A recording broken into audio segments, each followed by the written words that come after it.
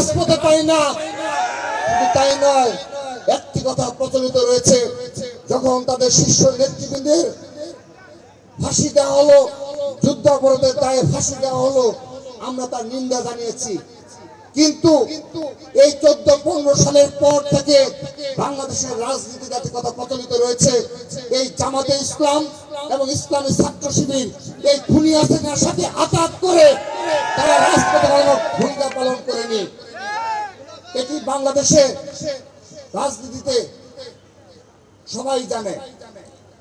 সেই কারণে সর্বশেষ যে জুলাই আগস্ট আন্দোলনে এখন অনেক তথ্য বের হয়, আমরা সকলের কৃতিত্ব দাবি করে বলছি, আপনারা কখনো এই বেসরকারি বিশ্ববিদ্যালয়ের যে ভূমিকা ছিল, আমি সরাসরি বলছি, এই ছাত্র শিবির, আমি চ্যালেঞ্জ করে বলছি, ছাত্র শিবিরের যদি সভাপতি সাধারণ সম্পাদক সহ শীর্ষ নেতৃবৃন্দের আন্দোলন সংগ্রামের সামগ্রিক সারির কোনো ভূমিকা যদি দেখে থাকে, আমরা তা দেখতে চাই। তারা সেই জুলাই আগস্ট আন্দোলনে কোথায় আন্দোলন করেছে আমরা সেটা দেখতে চাই। আজকের দিন পর্যন্ত তারা নেগেটিভ তৈরি করে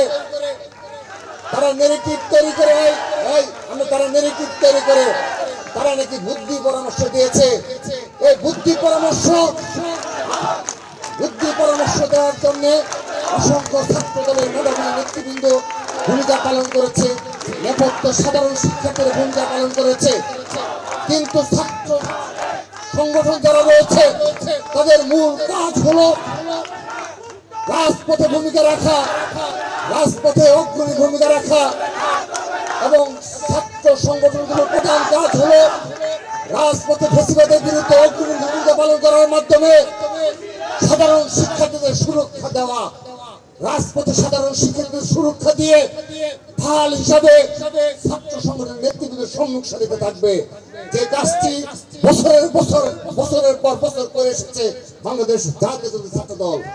কিন্তু আমি বলছি না যে বেসরকারি বিশ্ববিদ্যালয় ছাত্র দলের ব্যানারে আমরা এই আন্দোলন সফল করেছি। আমাদের কৌশলী ছিল বাংলাদেশের কোথাও ছাত্র দলের কোনো ব্যানার ওপেন করা যাবে না।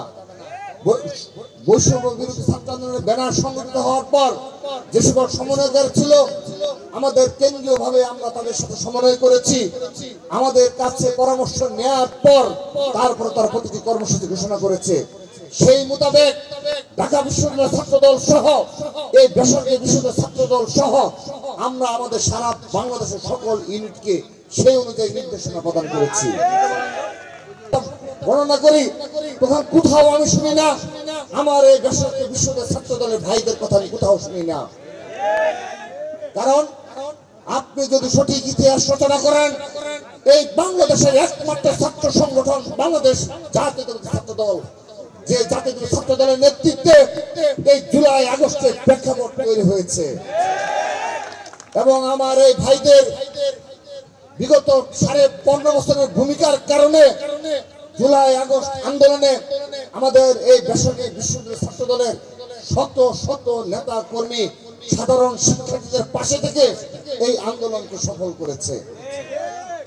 আপনারা লক্ষ্য করে দেখবেন, আমার বেসরকারি বিশ্ববিদ্যালয় ছাত্র দলের অসংখ্য নেতা কর্মীর ফুটেজ সোশ্যাল মিডিয়ায় ভাইরাল হয়েছে।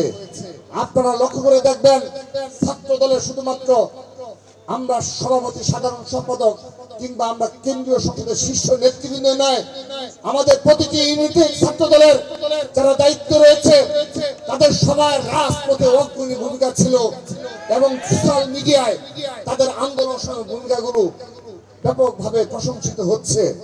কিন্তু এই বাংলাদেশে আরেকটি ছাত্র সংগঠন রয়েছে